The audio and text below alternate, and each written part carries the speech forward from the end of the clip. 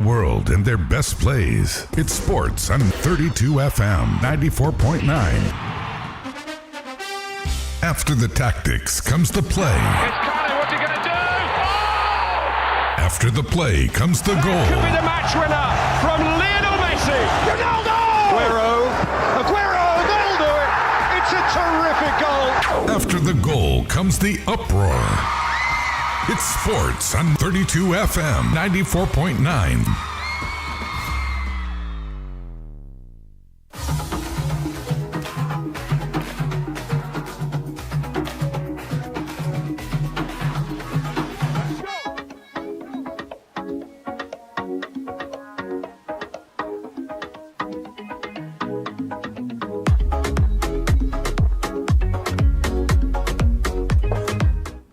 Welcome to 94.9 32 FM Scoreboard Reloaded. I am Peter Omo. On the show this afternoon, I've got SAMIES, I've got 𝐷𝐿, and of course, Tosin also joins us from Lagos. We're not done with the Super Eagles. I know Nigerians are still reacting to that result against the Bafana of South Africa. So the question on everyone's lips is, are we out of the World Cup? Do we have any chance of going to the World Cup? All right, we'll discuss this. If we have time, we'll also just see other headlines from the world of sport, but I guess this Super Eagles game, and of course, not qualifying for the World Cup, is on the lips of everyone who loves football. It's going to be back-to-back, not qualifying for the World Cup. That's if we don't. And from the result of the game last night between Benin Republic and Lesotho, it doesn't look like these boys will be at the World Cup. Tosin, it's good to have you joining me on the show. Let's start from you in Lagos. What was the feeling like? I know we've spoken before we came on air, so I just want you to share a few of the things that we spoke about, and then maybe SAMIES and 𝐷𝐿 have got a few questions. If they don't, maybe they also have to say yes or no to the few things that you'll be saying. You said to me a couple of hours ago when we were talking, you said you saw this at a point in time. It gets match day 4, match day 5 now, and the feelings were not good. For me, let me start from what I think, because I'm also a Nigerian in the first place, is where is the fault? For me, I put the fault on the step of the NFF. I don't know where you want to put yours. Tosin, it's a pleasure having you with us. Yes, it's a pleasure. It's a pleasure always being with you, Sapiro. You know, I always love. Must you do the Sapiro on air, Tosin? I mean, I can't say it now, but those who don't know, man, they need to do it. But you know, it's great to be with you. It's good to be with SAMIES as well, and the other and the guys in the studio. I mean, we all know who should take the responsibility for this fall. It's got to be the Football Federation. I mean, Sunday Lisa said on his podcast, I think 2 weeks ago, where he said if Nigeria failed to qualify for back-to-back World Cups, then everybody in the Football Federation, everybody in the glass house should leave and they should all resign. But we're in a country where consequences there are no consequences when you fail. Sometimes you even get a pat on the back and then they tell you continue, you know. Failure happens. You can try again. You know, you have some of these infected programs in Nigeria, especially for those of us that are Yoruba. They will say things like that is, when you fall from the horse, you will climb the gate. I mean, those are the things that have brought us this far. So there are no consequences. We don't ask questions when teams fail. Again, you ask some people in the glass house, do you know that in the glass house, do you know there are people in the glass house who don't even know where some of our footballers, our Super Eagles players play? There are people in the glass house, executive committee members in the glass house, who don't know the club where some of our players play. And then it begs the question, how do they select these players? I mean, how do they know the players? Where to find but members of the technical committee come out and say things like, why didn't they pick this person? Why was this person picked? I mean, technical committee members are finding out who was the selection at the same time as us, who are the general public. It just begs the question, what are we doing? What are we doing in our football? In Lagos, and I can tell you that for a fact. A lot of people have been waiting. We took the post-game reaction today after the match, and it was a lot of people complaining and crying and sharing. So tried to get feelers from the federation. It's currently silent. You're not going to hear anything right now. Nobody's saying anything. People are trying to wait and see. I've tried to get an audience with the chairman of the NSD. Not been able to do that just yet. But I mean, it just tells you that you see things like players are being owed salaries. I mean, you got staff being owed. I mean, a lot of people have said this countless times. And then you ask yourself the questions, okay, what did we do to put this team in a position to succeed? I mean, you hear things like, yes, we lodged them in the best hotels. We made sure they received top-class treatment. But then you also ask questions. Why did we go through 3 coaches in the qualification series? Why could we not pay 𝐒𝐈𝐒 0? Why did we have to bring in Finidi George, and then it became a circus? You know, they say when a clown gets into a show, or when it gets into the palace becomes a circus. And that was exactly what happened here. Clowns got into the palace. We handed our keys to clowns, and then the palace became a circus. You look at how long it took before we appointed a head coach. After 𝐒𝐈𝐒 0 left, after Finidi George left, you saw what we had to do, where we had to bring in an interim coach. The technical director will willingly step in because he's a patriotic Nigerian. I mean, there are a lot of things that beg the question as to the dysfunction and the abnormality of Nigerian football. But, you know, if we say these things, they say you're not a patriot, you know. You are against the grain. It's because you are not eating from their hands. That's why. So some of us have decided to keep quiet.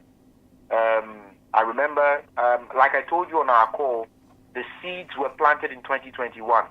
For those who remember that 4-4 draw with Sierra Leone in Benin City, that was the day the seeds were planted. We had a certain administrator training on the pitch with the players, doing kick-about with the players, and then a few weeks later that administrator came out and said the coach was disrespecting the home-based players, and then he forcefully introduced a quota system into the team. And then we went into the World Cup qualifiers. A lot of people said, buy local, buy local. We're keeping our eye at the tip of the spear, you know, things like that. You had journalists, you had ex-internationals who had the air of that administrator. They absolutely misused their powers. They advised them wrongly, and they fired the head coach, then Coach Janet Raw. I've heard a lot of people who said the decision to fire her was not bad. He was not performing well. But I'd say this to people before I hand it over back to you again. West Ham United, they had David Moyes. And they said, hey, Moyes is too old school. He's too old-fashioned. Look at this results we're getting. But Moyes would always do just enough. West Ham were not fighting relegation. They were going to be a mid-table team. They had the occasional assault for a place in Europe, and then they went to the Conference League, and then they won the whole damn thing. And West Ham said, no, we want to play beautiful football. We want to play nice football, sexy football. We want to play modern football. And then they went to Julian Lopetegui. Guess what? They've been changing coaches ever since. Stoke City, they were not fancy. They just wanted to play a certain way. It was the Tony Pulis way. Guess what? They said, oh, no, we've grown past Tony Pulis. He's not getting the results. We don't trust him. They fired Tony Pulis. And they brought in Mark Hughes, and they brought in managers, and they bought players who could play the Barcelona style of way. Stoke City have been relegated. They're not back since. Blackburn did this thing. Burnley have now become a yo-yo team since they fired Sean Dyche. I think a lot of people have Burnley going straight back down this season. The reason why I'm saying all these things is simply because when you have a manager who gives you stability and who meets the minimum required target, what you should do in that instance, if you are not going to hire an upgrade on that manager, if you don't hire a ceiling raiser, then it renders your decision to fire that manager null and void. There is nobody that is going to convince me otherwise. We're not revising history. We're just stating facts. Gernot Roy is above us in the World Cup qualifying group table now with lowly Benin Republic. He has won double the number of games we've won in the qualification series with lowly Benin Republic. What are we talking about, Peter? What are we talking about, guys? I mean, the maths are there, the facts are there, they're on the table. Let's not be deceived. This is shambles, it's a disgrace, and I think everyone in the glass house should be ashamed of themselves. Samis, you know what, Tosin? You these guys felt that the way you were going about it, just do scoreboard away from Lagos, and then they will go home, but they can't because they also have to be. Samis, so what do you want to pick it from what Tosin said? He's talking about a man who got us ticket to Nations Cup to World Cup. With the last 2 games, we're just cooling off. I remember before he came on board, he's always hoping results elsewhere goes in our favor. But when he came on board, we're qualified. But some guys, one of them, they call him SD. That's what I will say to you, Samis. Okay, hope you get. Tosin, you say what? I was laughing hilariously. I know they mentioned name. Hope Samis will not also. Yeah. Okay, so Samis, your turn. Good afternoon, Peter, to everyone who has joined us just the day after we are at the 5th grade of reality that we won't qualify for the World Cup, which is acceptance. I would say from everything he has said, yes, it is correct. And then I just look at it, 3 managers, how many points have we gathered at this year's World Cup qualifying series? And aside from the federation, I also look at the players as well. Are we calling them individuals or a team? I've not seen a team at this year's World Cup qualifiers. They've not played as a team. Do they have their back? Do they have each other's back? I've not seen that at all from this group of players that have been called upon to play this World Cup or qualifying series. Because if truly they play as a team, now we would have the better results than this. No matter the coach in which we have, there are players who play for one another. Like, okay, this is my brother. We play for one another and we get the desired results. I'm not sure all of that thing happened within the folds of the Super Eagles of Nigeria in the 8 games they've played thus far. And that also transcends to the press release yesterday from the Nigeria Football Federation. We'll talk about that. I just want to get your thought, then we'll jump back to Tosin. But before we jump to Tosin, Dolapo, Tosin said to me during that chat we had earlier in the day on a space, people keep reminding us that the Italians didn't qualify for back-to-back World Cup, and they were champions in 2006. But don't forget, in between, they won the European Championship in Euros, beating England in the final. They've also mentioned Bulgaria in that order. Just going back, just to remind you that once that's the qualify. Even the South African side qualified for the 2010 World Cup. That was the last time because they were hosting. That was where they qualified. So, do you think this is kind of maybe blessing in disguise that Jolapo said? Good afternoon, Peter. Good afternoon to everyone who has joined. I am not buying into blessing in disguise or anything. This is not blessing in disguise. This is disgrace. Pure disgrace. We have the best team in Africa. The best players. Don't let me call it the best team. We have the best players in Africa. That's contestable. No. Ademola Lookman won the CAF best player last year. Yeah. Victor Osimhen won it 2 years ago. Was Stanley Nwabali the best goalkeeper on the continent? We have the best players in Africa. This is something we all can see. There is no team. I can't see it too. There is no team. I'm not even seeing anything. There is the best players. We have the best players outside. Like when they are coming home to play, they become bad players. They don't look good. But this is something. Where are your players playing? And you say that good. They are playing. These guys are playing very well wherever they are playing outside of Europe. They are playing well week in, week out. Now they will come to Nigeria and they become, I don't want to call them scrap, but that is what they look like. When they come home, I was watching the game yesterday and I was shaking my head. I was just like, this is not the Super Eagles I used to know. Okay. Under John Achua, we qualified for World Cup every year. Like, we qualified for World Cup once, and that was they only deducted 3 points for that game against Algeria, and we still qualified. We finished third at AFCON. Under Jose Pizarro, we got to the AFCON final. I said it. When they start John Achua, you should be bringing in someone who is better than him. You brought in someone who is not even half as good as John Achua. He got us to the AFCON final. Now, after he's leaving, we are bringing in a Franco-Malian who couldn't even get his team to the semi-final of the AFCON. On the verge of getting to the final, to the semi-final. He didn't get to the semi-final. We allowed the coach that took us to the final leave, and we are giving this new manager, we are giving a new coach who didn't get to the AFCON final, who didn't get to the semi-final. We are giving him the job to do what? He has never coached any big side in his life. So this is just all from NFF doing what they like, and they are getting now what they want. It would affect Nigerians. But this is what NFF wants. They've set it down before, and this is what we have. Just before we actually just jump to other related issues, I see for these players, for some of them, sentimental bias has actually been the case for most of these players. We tend to pamper some players that don't even want it. You know, in as much as I want to agree with these players of a thing, can we make more emphasis on the NFF? Yes. Because see, the blame is on them. We know the federation, they've not done well. Yeah. They've not done well. Yeah. But for the players, they are assembling, or they have assembled all of you. You do well in your club. The players did not get here on their own. Somebody gave them an invite. These guys are not. These guys are. They give them an invite. You can't tell me you are playing. You played well on Saturday in your team, and you are coming here on Monday, on Tuesday, and you are playing like this.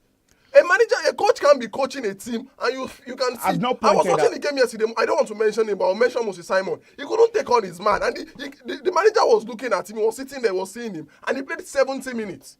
Doesn't? Sorry. So I like the fact that the guys mentioned the players, but look, everything that we talked about, it comes down to culture, and who invites the culture in a team? Who creates that atmosphere?